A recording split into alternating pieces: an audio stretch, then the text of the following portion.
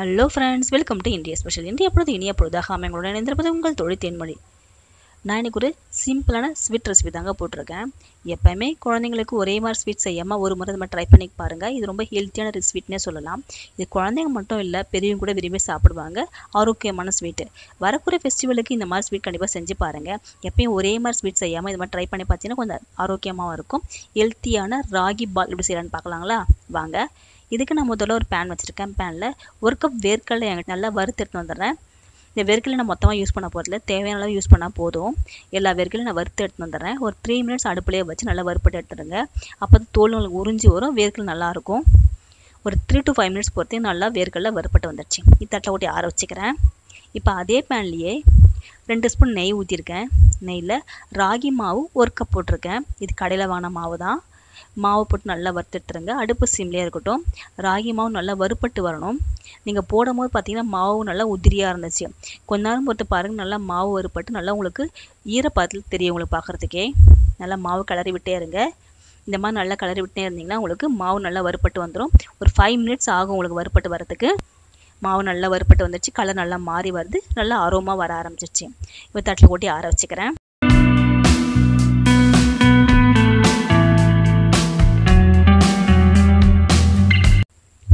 இப்போது இது எல்லாமே நம்ம அரைக்க தான் போகிறோம். ஒரு மிக்ஸி ஜார் எடுத்துக்கங்க. மிக்ஸி ஜாரில் நான் வறுத்த வேர்க்கடலை இருக்குது தெரியுங்களா, அதில் தோல்லாம் எடுத்துட்டு 1/2 கப் மட்டும் தான் நான் போட்டுக்க போகிறேன். நிறைய எனக்கு வேண்டாம். 1/2 கப் வேர்க்கடலை போட்டுக்கிட்டேன். எனக்கு இந்த 1 கப் மாவுக்கு 1/2 கப் வேர்க்கடலை போதுமானதாக இருக்கும். இந்த வேர்க்கடலை அரைச்சிட்டு வந்துடலாம்.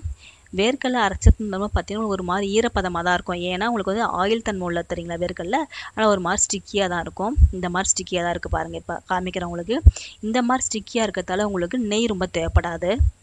இப்போ இதே மிக்ஸ் ஜார்லேயே 1/2 கப் வேர்க்கடலைக்கு 1/4 கப் நான் உலர்ந்த திராட்சை போட்டுக்கிறேன். நீங்கள் திராட்சைக்கு பதில் பேரிச்சம்பழம் கூட போட்டுக்கலாங்க. போட்டு நல்லா அரைச்சிட்டு வந்துடலாம். இதுவும் சத்தான பொருள் தான். உங்களுக்கு விட்டமின் சி அதிகமாக இருக்குது திராட்சையில். போட்டு அரைச்சிட்டு வந்துட்டு காமிக்கிறேன் உங்களுக்கு. இங்கே பாருங்கள், ரெண்டும் சேர்த்து நல்லா இந்த மாதிரி ஸ்டிக்கியாக தான் இருக்குது நம்மளுக்கு.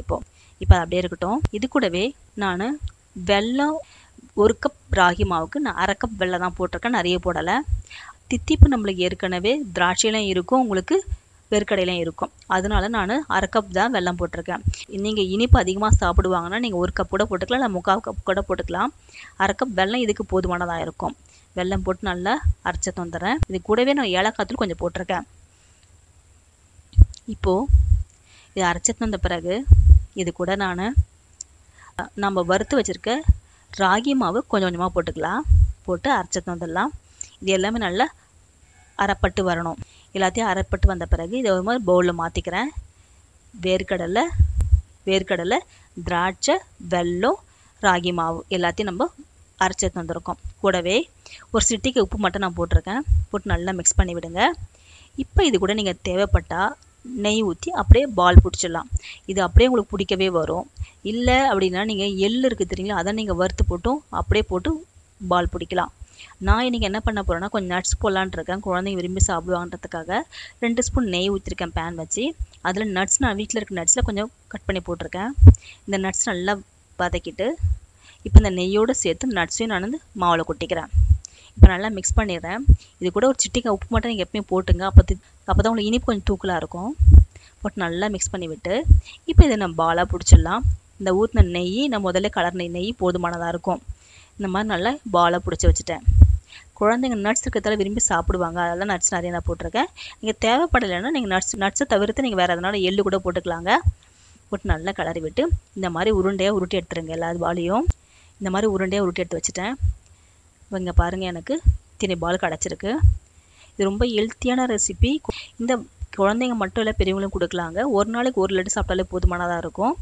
வரக்கூடிய ஃபெஸ்டிவல் ட்ரை பண்ணி பாருங்கள். நம்ம எப்போயுமே ஒரே மாதிரி ஸ்வீட் செய்யாமல் ஒரு முறை நம்ம ட்ரை பண்ணி பார்க்கலாம் ஹெல்த்தியான பாலாக. கண்டிப்பாக இந்த ரெசிபி உங்களுக்கு பிடிச்சிருக்கும். லைக் பண்ணுங்கள், ஷேர் பண்ணுங்கள், சப்ஸ்கிரைப் பண்ணுங்கள். மறக்காம பக்கத்தில் இருக்க பெல் ஐகானை ப்ரெஸ் பண்ணுங்கள். உங்கள் ஃபேமிலிக்கும் ஃப்ரெண்ட்ஸுக்கும் ஷேர் பண்ணுங்கள். தேங்க்யூ.